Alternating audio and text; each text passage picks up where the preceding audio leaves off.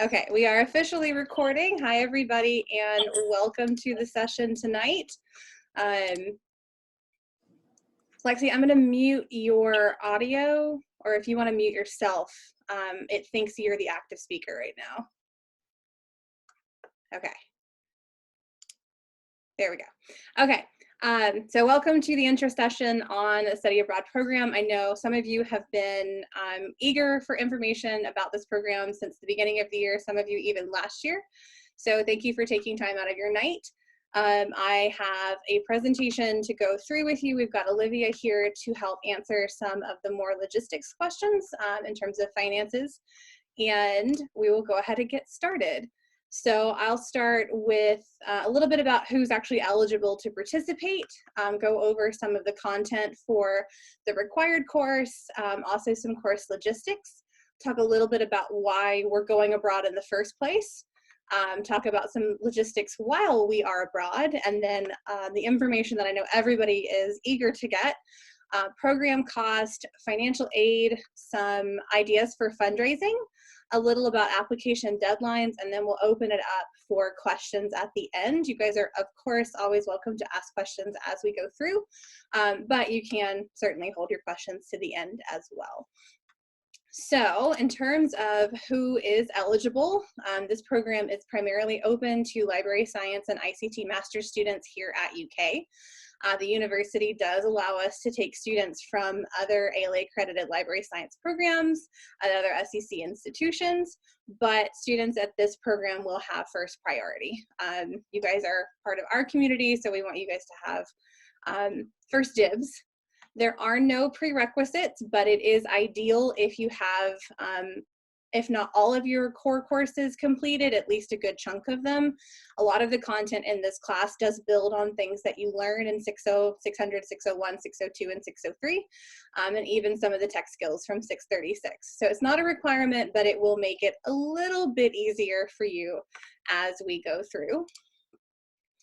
So the required class, that is LIS 690, 710, that is the official study abroad course. It's 3 credit hours. And what we're actually looking at are barriers and supports for information access for marginalized and minority populations. So we're very concerned with not only spaces in information institutions, like your physical location, but we're also thinking about virtual presence websites. We're thinking about collections policies and how those impact people, and every other aspect of information organizations. So your assignments for the class include discussion boards. Those are framed to help inform your major project, which is the access report. We also have a resource annotation projects that you do. And then there is a class travel blog.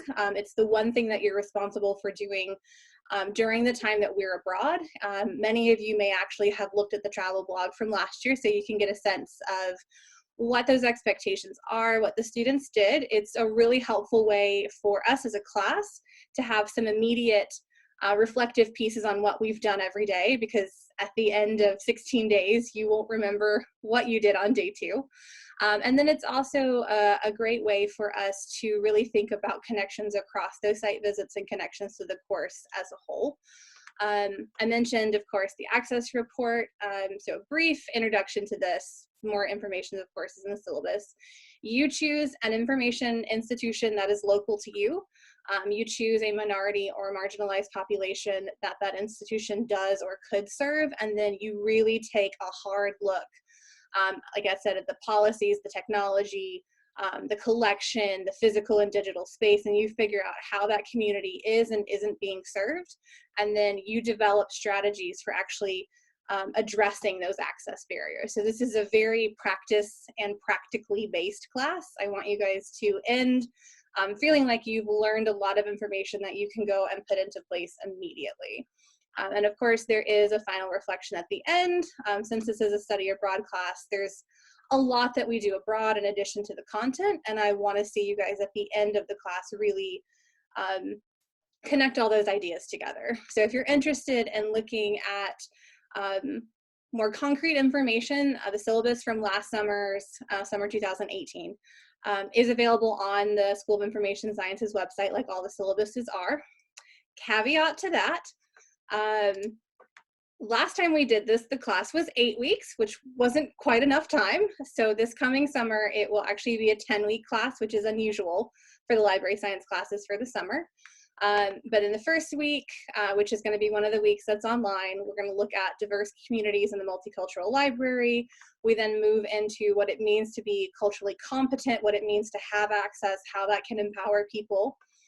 And then week 3, just before we go abroad, we look at international perspectives on access and empowerment to sort of prepare us for what we're going to see. Weeks 4 and week 6, the whole week isn't abroad, but you are abroad for part of it. So we leave June the 16th, which is in the middle of the week, and we come back on July the 1st, which is also in the middle of a week. So weeks 4 and 5, we're looking at access barriers and supports for diverse communities. And so that is basically what a lot of our site visits are focused around, is how the information professionals in the Netherlands are actually on the ground doing this for those diverse communities that they're serving. Week 6, we will start with assistive and adaptive technology, and then we'll move into how we actually evaluate institutions, followed by some national and international initiatives, and then planning for the future and the importance of collaboration. This is a tentative schedule. The weeks could shift a little bit, but in terms of how many weeks, it's definitely 10. And the leave or the departure dates and the returning dates are set at this point. Those will not change. Does anybody have any questions so far?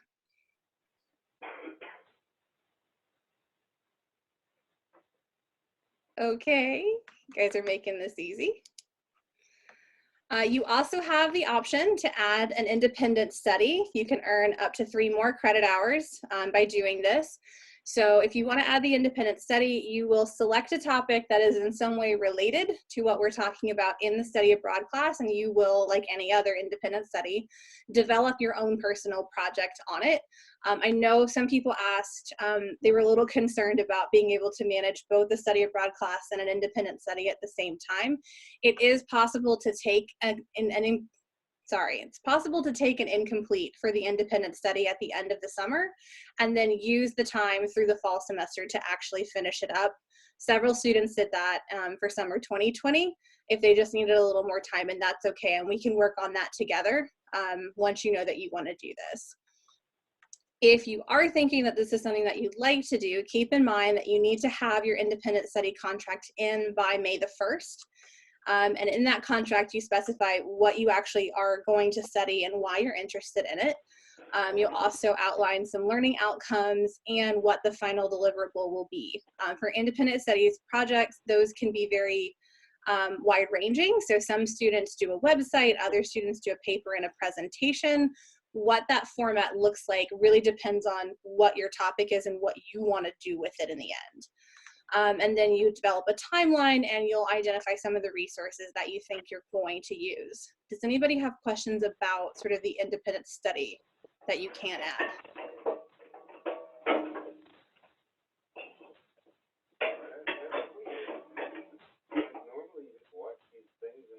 I know.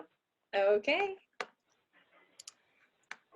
So some logistics, obviously I'm the instructor for both classes. That is a little different for independent studies. Normally you would identify the faculty member that you wanted to work with. Since this is tied to the study abroad class, I serve as the instructor for both. The required class, we will start online May 22nd. That's the day after Memorial Day. We'll be online through, of course, June 16th. And that's the day that we leave to actually travel to the Netherlands. You'll have overnight flights, so we won't actually physically get to the Netherlands till the 17th. And then we'll be there through July 1st. And when we come back, we're online again July 2nd through August 9th. So most of it is online through Canvas, just like all of your other classes, except for those 2 weeks, 16 days that we actually do spend abroad together in the Netherlands. For the independent study, that is self-paced. So you and I will work out a timeline that we think is feasible, and then we'll have at least 2 either in-person, phone, or video, just like this, meetings to discuss your project, any stumbling blocks that you've run into, and make sure that you're on track. Any questions?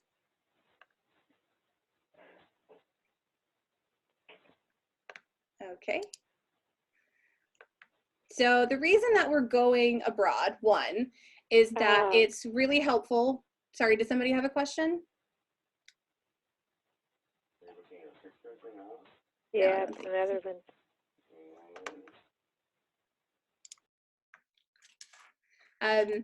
So the reason that we're going abroad is that a lot of the information organizations like IFLA are actually based in the Netherlands. They're based in The Hague. And so we will have a chance to talk with information professionals who are really on the forefront of some of these efforts, locally for the Netherlands, but also internationally. The Netherlands and The Hague particularly is unofficially known as like the library capital of the world. That's because The Hague has a variety of library types within the city itself. And what that means for us is that we can maximize our site visits and minimize our travel costs. So we'll be able to go to several archives, the National Library, a law library, a medical library, a school library, several public libraries and academic libraries, and even some digital initiatives. So we can do a lot without having to travel very widely, which keeps the cost of the program more manageable. And it's also important, especially for this class, that you experience what it's like to be an outsider trying to access information in an unfamiliar system. So that's both in terms of how the policies work and then also language. So there is a high population of people in the Netherlands who speak English. There are a lot of English language signs, but there's also, as you would expect, a lot of Dutch signs. And so one of the things the students from summer 2018 mentioned was that it was very important for them to actually experience what that's like from the other side, to be in a situation, to be a person who needs information and isn't immediately sure how to actually access it and who has to experience that language barrier. So those are some of the reasons that we do this class abroad. Sorry, too much clicking. I've already mentioned our departure date is Tuesday, June 16th. We come back on July 1st, which is a Wednesday. That is intentional. I know it may seem a little odd, but it means that at least for that first week, we only have a few days of site visits before the weekend, so everybody can try to battle travel fatigue and jet lag as much as we can. Flights are also less expensive if you fly in the middle of the week than if you fly on the weekend. So those are sort of the rationales. For in terms of accommodations, we will be in hotels or hostels in both Amsterdam and The Hague, and usually 2 to 3 to a room, so you will share. All of your breakfasts, 3 lunches, and 2 dinners are included in the program fee. The rest of the meals are your responsibility. Somebody asked, can family members come too? It is a possibility, but as I mentioned, we will prioritize space for students. So if there is space left over, it might be possible for a family member to travel, but initially all the spaces will be reserved for students. Since this is an online program and you guys are across the US, and somebody might even be international, everybody arranges their own flight. You do not have to travel to Lexington. We don't travel as a group. Logistically, that just doesn't work. So you can travel to and from whichever airport is closest to you or that you prefer. Once you touch down in the Netherlands, our travel to and from Schiphol Airport is covered. So we will be picked up and taken where we need to go, and then we will all be delivered back to the airport on the day that we leave. Your program fee also covers a public transportation card, which we will use a lot as we visit our various SIS visits. Any questions about this part? I have a question. Absolutely. As far as accommodations go, is there any flexibility as far as making our own arrangements for that? Say if we were going to bring a partner or something and we wanted to get our own hotel room, is that a possibility if we fund it ourselves? Olivia, can you speak to that? Yeah, so can everyone hear me? Like I said, my mic's been weird today. So I can. All right, cool. So for accommodations, 99% of the time, we require all student participants to stay with the group. With that being said, I know there have been one-off situations where we have allowed people to stay with family members. And I'm not quite sure that we've had anyone living alone. And part of this is with our insurance and with the company that helps us organize everything. It's a kind of a safety and cover ourselves in case anything happens, and we always know where you're staying. With that, if you have more specifics on kind of what you're thinking, you can always feel free to send that to Ashley and myself, and we can pass that along to leadership and education abroad and see what they think. But I have a feeling, since this is most likely to remain a student-only program, that you'd be required to stay in the same hotel or hostel with the group. Okay, but there might be an option, say, to get a private room in the hostel. I know that that's an option in a lot of Dutch hostels, that there are different living arrangements in this. True. So that could potentially be arranged. And if you wanted it to be arranged through CIEE, which is the group putting this all together, they might just ask for an additional fee, or if you want to do it on your own, it could be a route as long as you're in the same location.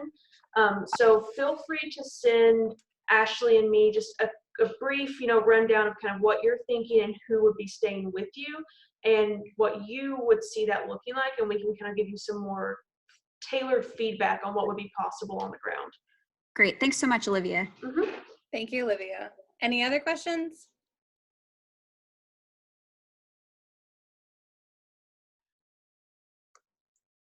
All right, not sensing any. So imagine you're all wondering, what are we actually doing when we're abroad? What are we going to fill those 16 days with? Everything at this point is tentative, of course. CIEE can't finalize our schedule until, one, we know we have enough people, and two, we're much closer to when we actually leave. But what has been suggested at this point is that we will have a guest lecture from two professors or some representative from the Archival and Information Science program at the University of Amsterdam. This would be the equivalent of like an ALA accredited program. So this is meeting with people who are in a program very similar to the one that you are in. We will also have a guest lecture from a representative from IFLA. This was one of the students' favorite site visits from summer 2018. And we will also visit Optelec, which is a leader in developing assistive technology for the blind and visually impaired. We'll have walking tours of the Amsterdam City Archive, of Amsterdam itself. We'll also do a walking tour of The Hague, and we've scheduled a guided tour of the Rijksmuseum so that we can all have a cultural activity to do together. Then we also have site visits to a variety of places, Amsterdam Public Library, the Royal Library, the International School of The Hague, the Central Library in The Hague, that's a public library, the Peace Palace and Law Library, which is part of the UN, also the Digital Network, so they are actually based in the Royal Library, several things are. As is the European Foundation. We'll also have a day trip where we go to Leiden University, which has a very interesting Asian collection, Erasmus MC, which is a medical library, Rotterdam Public, and another thing that's new this year is the Black Archives. So does anybody have any questions about sort of what we're likely to be doing?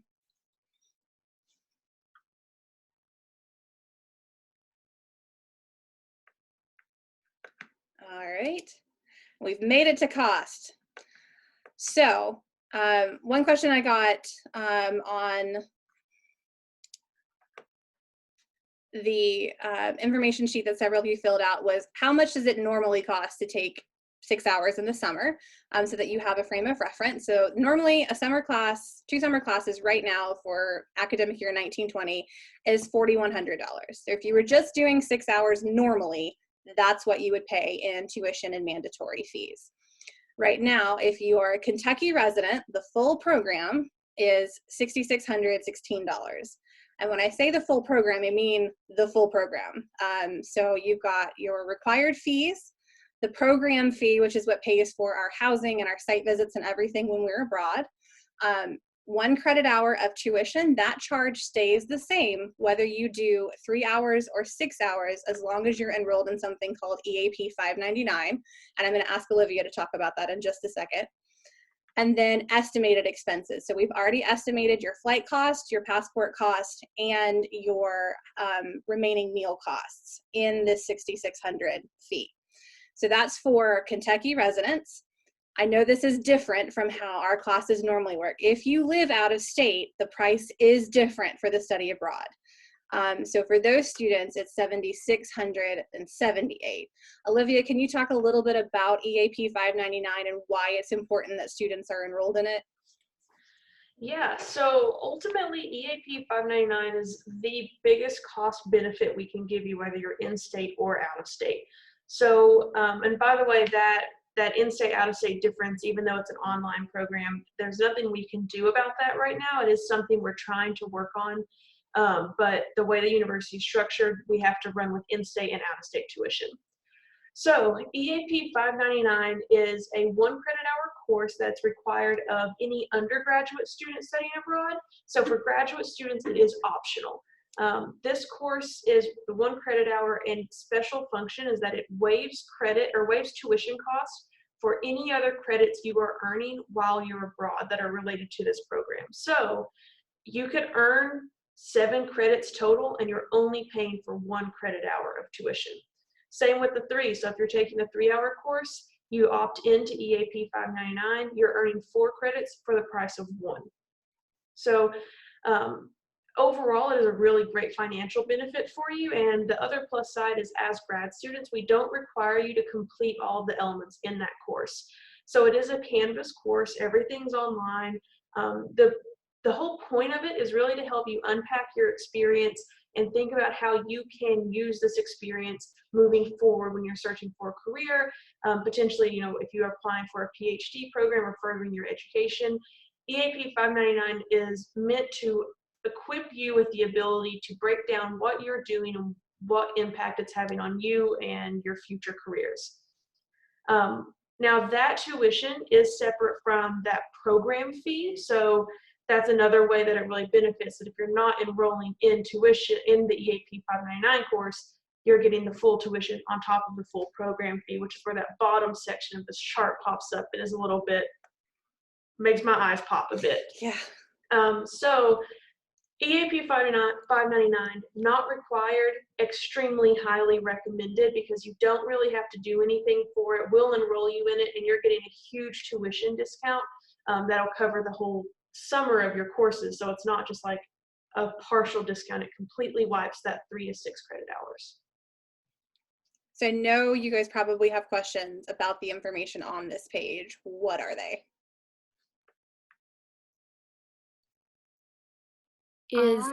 Oh, go ahead. I'll type mine in and the other person can go ahead and ask. Okay, thank you. I'm just concerned, so like the EAP sounds like a super great deal. I'm just concerned about the workload associated with that, associated with taking 7 credit hours in 10 weeks. I don't know if Ashley can speak more to that. Yeah, absolutely. So as Olivia said, as a graduate student, you aren't actually required to complete the work for EAP 599. So you'll be in the Canvas shell, you can see what it is. I would suggest, as Olivia said, that you at least look at it and just ask yourself those questions internally. But you're not actually completing any coursework for that. If you are doing the independent study, remember you do have the option of taking the incomplete so that you have more time to do it. We can also start the independent study sooner. You don't have to wait until May 26th to get started on that. As soon as your contract is approved, you can actually start working on the content for that independent study class. And then we could have the rest of August all the way through December if you wanted more time to work on it. So it's not like you're doing all 7 credits in just those 10 weeks. We do spread it out a little more. Some of the work you're not required to do. And I try, because I understand any class in the summer is difficult. A class that we spend 2 weeks in another country is even more so. So I try my best to keep what we're doing for the class manageable so that at least, especially during the time that we're abroad, you're not going to site visits and then going back to your room and not getting to experience actually being in the Netherlands. Does that help? Yes, thank you very much. Okay. And then, oh, Leah, I didn't know that. That's wonderful. If you guys don't see the chat, Leah used to work for CIE. And then Shelby's question, does financial aid work with us to get funding and say with a Grad Plus loan? Olivia, I'm going to turn this one over to you. Yeah, so in order, okay, so this is kind of a multi-part answer, so stick with me for a second. In order to use like scholarships or financial aid from the university, you're going to need to be in at least 6 credit hours. In order to use a loan or like the Grad Plus loan or anything like that, they typically don't care as long as you're enrolled at this university. So with that, EAP 599 can still be that link that gives you a lower tuition cost, but still gives you full-time status to have access to loans. So that's something to think about if you're wanting to use loans, financial aid, or scholarships, is that you will need to be in 6 credit hours to use scholarships. But as long as you're in EAP or one of these classes, then you should have access to loans. For like the definitive answer for your specific case, I would really recommend just sending an email to your financial aid counselor to get the exact requirements for like your scholarship or loan package. So Shelby, did that answer your question? Oh yes, you just said thank you, sorry. And then Melanie asked a question about assuming that the EAP credit doesn't count towards the LIS degree. That's true. You'll end up just having 1 extra credit hour. So you'll end up with 37 hours instead of 36. But as Olivia said, it really is much more cost effective for you to opt into the EAP 599 class. As you guys can see in the chart, at minimum, it's $1,400 more for an in-state student only doing the required class. And then if we look at the out-of-state student doing both the required class and the independent study, it's up to $16,000, which is, no one should ever pay that much. Part of what I do when I put this program together is look for all the different ways that we can make it the most cost-effective program possible. I understand this is an enormous financial commitment for any student. So I do want you guys to think carefully if this is worth it to you. I'd be happy to have you. If financially it just won't work, I completely understand. There is no pressure whatsoever. But keep in mind, you would have paid $4,100 to do 6 hours anyway. So if you're in state, you're looking at about $2,500, out of state about $3,500 more than you would have paid to spend 2 weeks doing all these site visits, being abroad in another country, really getting to experience what it means to be an information professional in a different culture, and then how we can bring what we learn in the program back and use it in our home institutions. So any other questions before I move on to the next slide? I also want to say I totally understand where all the questions about EAP 599 are coming from. If you do decide to participate on this program, I can without a doubt, hands down, tell you that you should enroll in EAP 599. There are graduate programs that we do that involve like medical rotations abroad. And for them, it doesn't work because of their fee schedule. But for you all, this is an absolute like enormous financial benefit to enroll in this with little to no effort on your side. You don't have to enroll yourself in the course. We will enroll you in the course. So if you have other questions about EAP that you don't want to ask here, you can always send me an email or send it to Ashley and we'll get back to you on your specific question. I have a question. On the estimated expenses, it says $2,195, and that's the flights and the meals we were responsible for and any kind of incidentals, right? Yeah. So what we've budgeted is $1,600 for your flight, $450 for your remaining meals, and then $145, which is what it costs to get a passport if you don't have one right now. Okay, so if I already have a passport and I can get flights for less than $1,600, that estimated expenses could go down significantly. Exactly. Okay, yeah. Cool. So we always build estimated expenses in so that people have an actual real idea of what it's going to cost to do a program at sort of the base level. And then if you can get cheaper flights, or if you already have a passport, or if you know that you're not going to spend that much on meals, then yes, your actual program costs will be lower. Any other questions?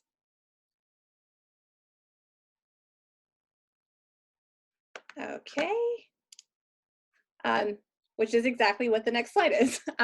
So if you already have a passport, you can knock $145 off that price.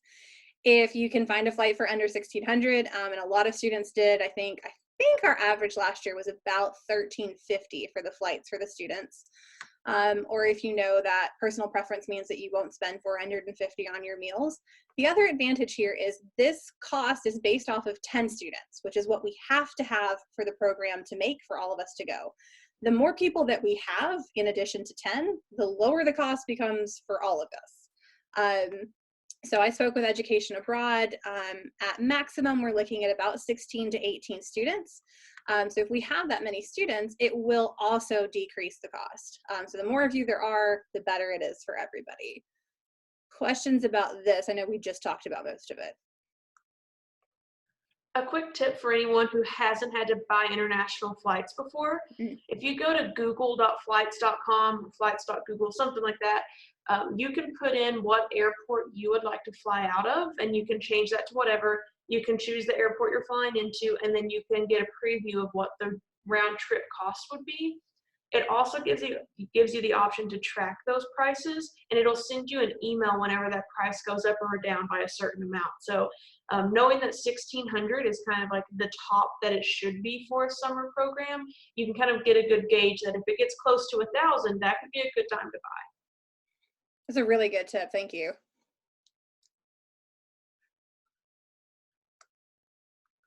Oh, Leah, that would be great.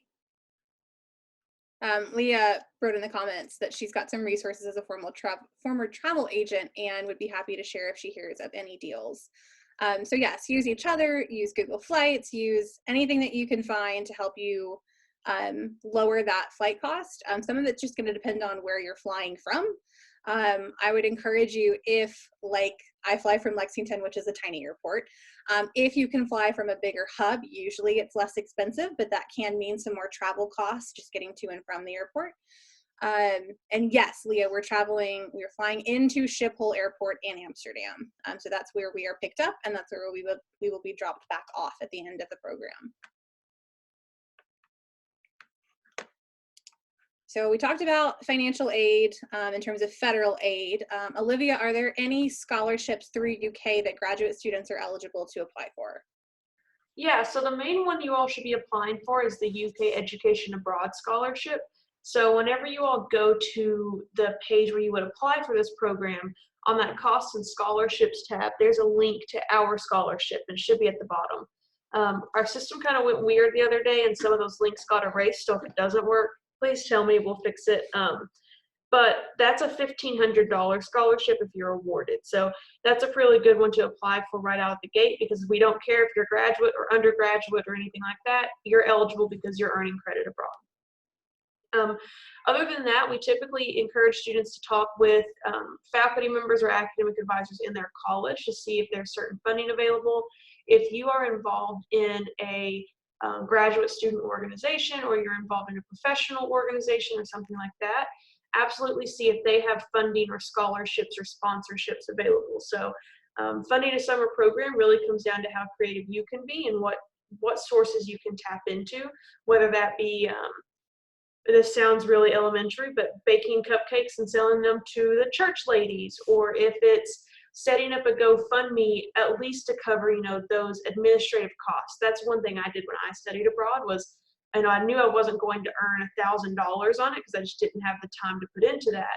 But instead, I set the goal of maybe getting $300, and that covered my application fees, my admin fees, and those fees that are just kind of a pain because they aren't getting you anywhere. They're just getting your application process. So for scholarships, hours for sure, chat with your financial aid advisor and your academic advisors or faculty members, organizations that you're in. Those will be your best bets.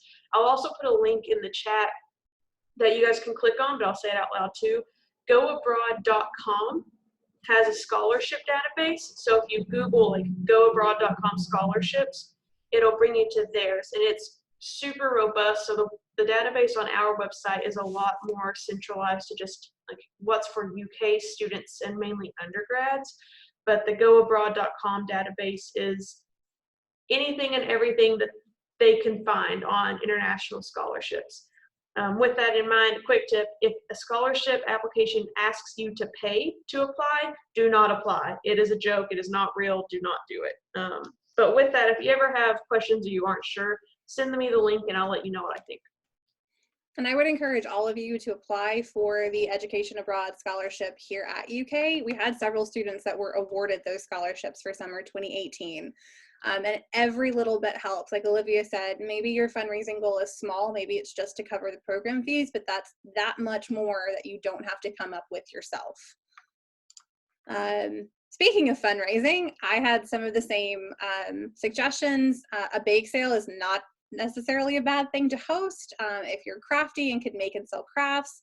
Crowdfunding like GoFundMe, ask around in your community, and for those of you that are employed full-time or even part-time, ask your boss or your supervisor if your workplace has any scholarships or funding available for international travel or professional development that you could use towards this program. The worst they can tell you is no. And if they say yes, again, that's just more money that you don't have to come up with yourself. Does anybody else have any other creative ideas for fundraising? I always ask this because some people come up with some really cool things. I'll also say when it comes to money, we know that conversation's awkward. No matter who you are, what your financial status or background is, it's a weird question to ask.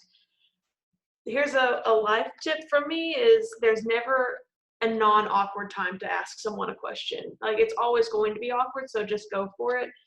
Especially with that asking your boss or supervisor if there's funding from your job, like your workplace.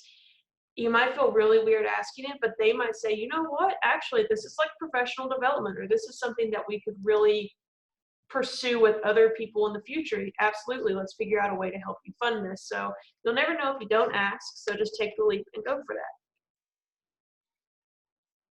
Any questions or suggestions?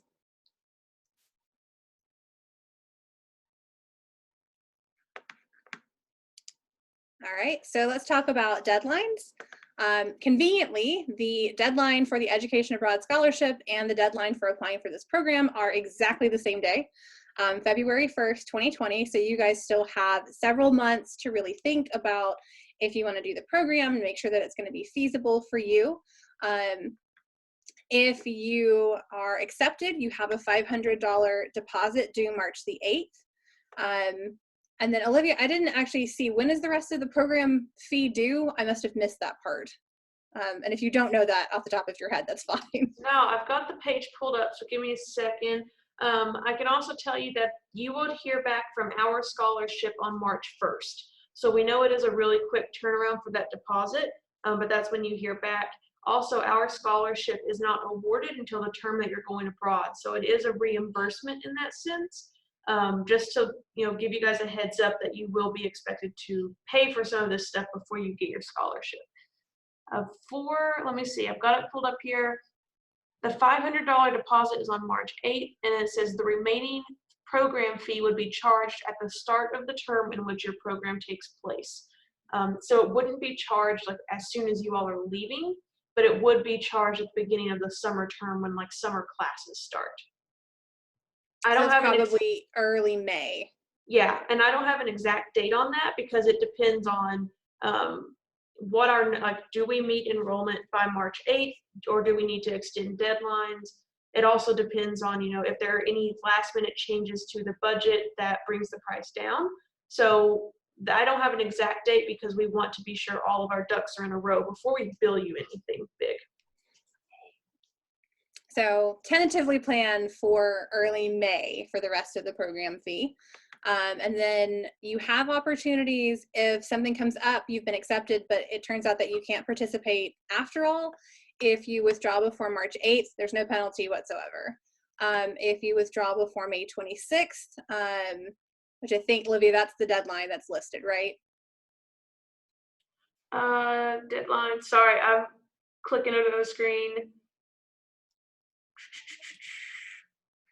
The deadline for withdrawals, right? Is that what you're asking me? Mm-hmm. Application withdrawn prior to the deposit date, there's no penalty. Application withdrawn on or after the deposit date, there could be a financial penalty. Yeah. And then your last potential date to withdraw would be the start of the program, but there would be no refund. So in order to minimize any financial penalty, it would need to be by March 8th. Okay, so keep that in mind. Before March 8th, there's no penalty. Anytime after March 8th, you could be penalized a little bit all the way up to the full cost of the program, depending on how late you pull out. This isn't something that we had happen the last time we went abroad, but it is information that I want you guys to have as you are making decisions about whether or not to participate. So now it is completely open. The presentation is done. What other questions do you have that we did not cover yet?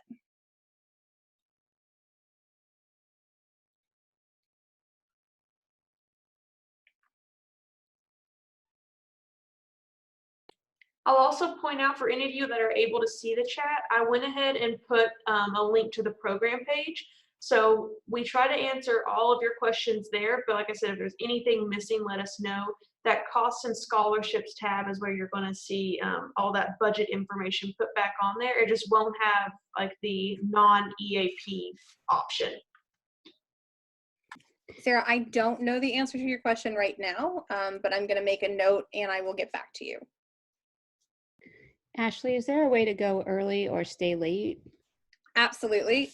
So we had one student who went about 3 or 4 days early, and then we had another student who stayed an extra week.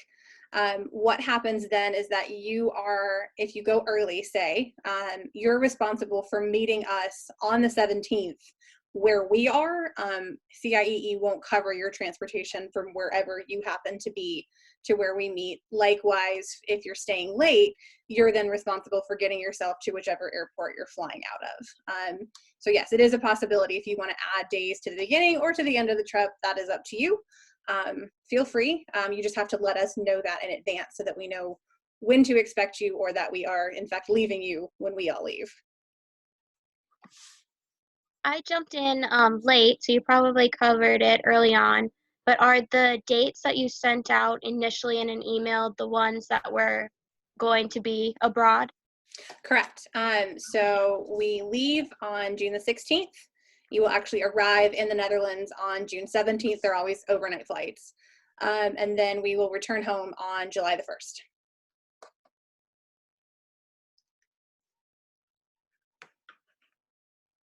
Jason asked, have people tried taking a different non-independent study class at the same time? They have, Jason. I had a student who did it last summer. It is challenging because that class doesn't stop the 2 weeks that we're abroad. And you are responsible for the tuition for that class since it's not part of the study abroad program. The EAP 599 doesn't waive tuition unless you're doing the independent study class. So like say you were taking GovDocs in the summer, you would have all the fees for this program for the study abroad, and then you would have the extra $2,100 in tuition for the GovDocs class. People have done it. The student who did it last summer was successful, but it meant that she had very little free time when we were abroad. Can you talk about that free time? Yeah, that's my question. And the question about free time is, do we have it? Yes. Okay, yes, we do have free time. So what a typical day looked like for us last summer is that we would leave for our first site visit at about maybe 9:30 in the morning. We'd have a morning site visit, and then we'd either have one of those group lunches that are included, or we would break, and everyone would have a couple of hours to go eat lunch. And then we would come back for an afternoon site visit that was usually over by 3:30 or 4, and then most evenings you're free. The 2 evenings that you won't be are when we have our welcome dinner and our farewell dinner. And then you should have a lot of free time on the weekends as well. We will have at least part of one weekend will be traveling as a group from Amsterdam to The Hague. But the second weekend, unless they've changed the way that it's planned, should be a completely free weekend. So you should have Saturday and Sunday and actually part of Friday night as well to go explore and travel to your heart's content. So yes, we're busy, but there is time for you guys to go exploring. Does that answer the question?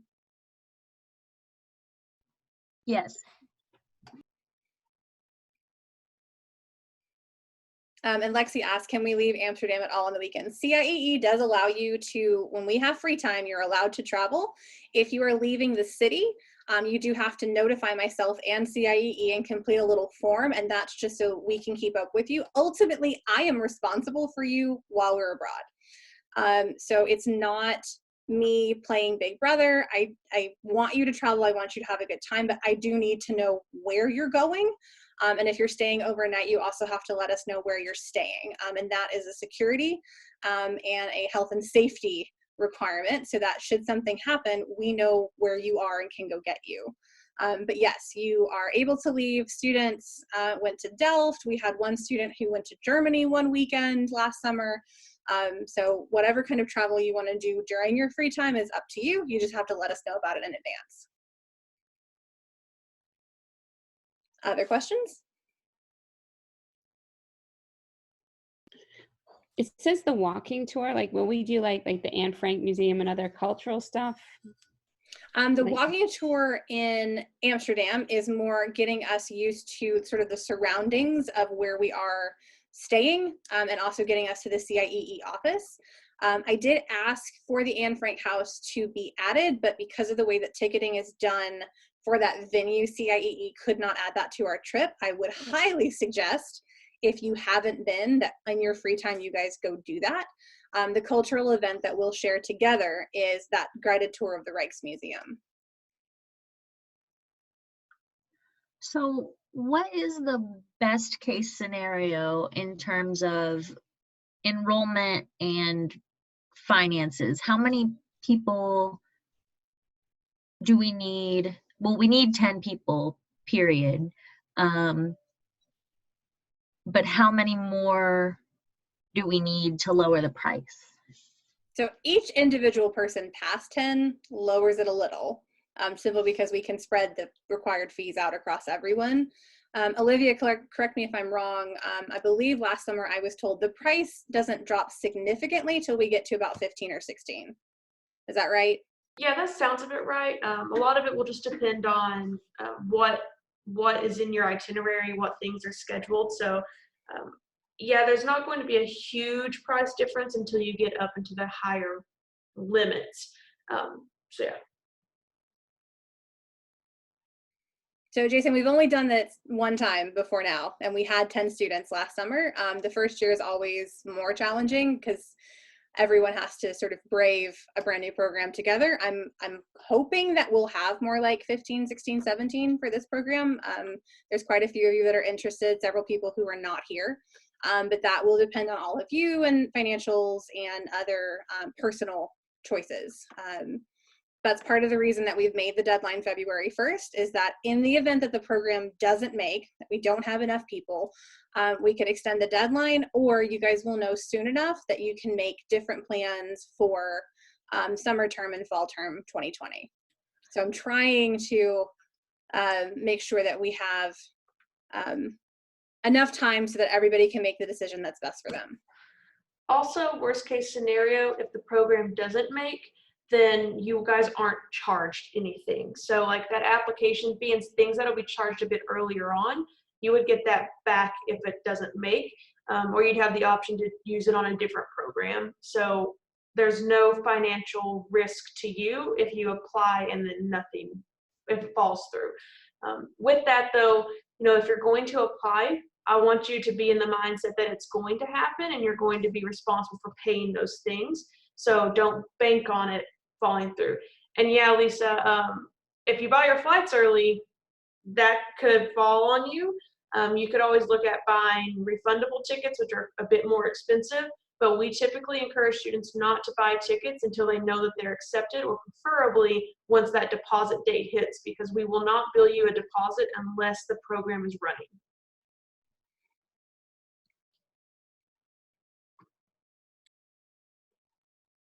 Other questions or concerns that you guys have, or things that you're curious about?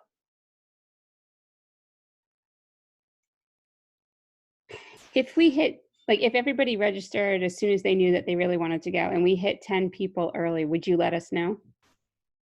Yeah, I think we could do that. Hopefully, yeah, I don't see any reason we couldn't. The way that it works is as soon as someone applies and you guys, like if you apply today and you complete your application, I can mark it as ready for review.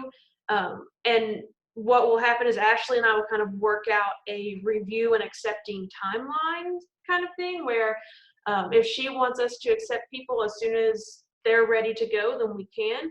Some faculty directors choose to actually wait until a little bit closer to the deadline or until the deadline, but we're encouraging faculty members to do it sooner. So as soon as everything's complete and we're able to review your application, then we can accept it. So the sooner you guys know, the sooner I will know, and then can tell the rest of you. I want to be as transparent in this process as possible because, again, this is a huge commitment of time, of financial resources, of yourself. And I understand that. I've been on several study abroads as a student. I remember what it's like being on the other side of this process. So rest assured that whatever information I have, I will share with you as soon as I can. So, assuming that everything goes through and we're all going to Amsterdam, are we going to have another session like this where we talk about, because now I'm thinking about like, oh, what am I going to wear? Yes, What's the weather like? absolutely. We'll have onboarding sessions. So CIEE will do an online orientation with us. I will also have orientation content for you guys in the Canvas shell for the class. We'll have another session like this where we can all just talk about, okay, what do I need to pack? What's it like to go through customs? What sort of clothing should I plan on wearing? So yes, I will prep you for all of that before we ever get on a flight.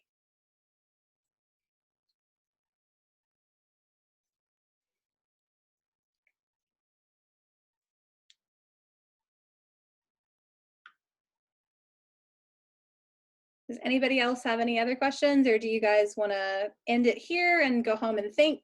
You're always welcome to email myself or Olivia if you find that you have other questions. That's great, Leah. Flights from Cincy are about 1,200 right now. So that would be about a 400 cost savings on what's been budgeted. So like Olivia said, it's really helpful if you will use things like Google Flights. I have something called Skyscanner, that's an app. Set some tracking of the airport that you think you're gonna fly out of. You know what the dates are that we're flying, and you can go ahead and start tracking that flight information to see what it looks like it's gonna be from where you are. So I'm about to share it in the chat, but if any of you have not traveled abroad before and you're just kind of anxious and nervous about kind of those questions around, you know, passports, plane tickets, what to pack, how to use your cell phone abroad, all of that kind of stuff, I'm going to share a link to what's called MyEA. And for those of you who can't see chat, it's myea.uky.edu. And this is a pre-departure website that answers those questions. So we've tried to think through you know, what we get asked the most, and we put in the best tips that we have for how to pursue those things. Now, I'll go ahead and warn you, most of this is kind of geared to undergraduates. So if you're reading this and you're like, okay, the tone of this isn't for me, it's okay. The content and kind of the goal of it still is. So take a look at that and let us know if you have questions. And it's very generalized. That way it can apply to any of your travel, whether you're going before, staying late, any of that stuff. So take a look if you have questions or you're a bit nervous about potentially going abroad and you have questions about what you can do or how to do it. And you're all also welcome to email me anything that you have questions about traveling abroad. I'm more than happy to answer those right now if you're feeling unsure, nervous, or just curious, honestly. And Ashley has all the details too about this program. So if you want to know specifically, what do I wear in Amsterdam in the summer, go to her, because I've not been to Amsterdam in the summer, and our website isn't going to tell you the weather in Amsterdam in the summer. It's just going to give you generals, but Ashley can tell you all those details. I can, and actually you guys can see in the picture, so this is the group from summer 2018. So it was lows in upper 40s, lower 50s, up into, actually we got to about the 80s, which was considered a heat wave in the Netherlands, but largely it was in the 60s and 70s every day. So very, very comfortable, sort of spring-like weather, and we only had rain one day. So in terms of packing, it's sort of ideal packing weather. But yes, any questions that you have about being in Amsterdam, what it's like, what to pack, what international travel is like, I'm more than happy to answer those. And if nobody else has any other questions, we'll go ahead and leave it here tonight. I will try to get the recording of this session up tomorrow on the website, but it could be Friday, just depending on how long it takes to render and caption.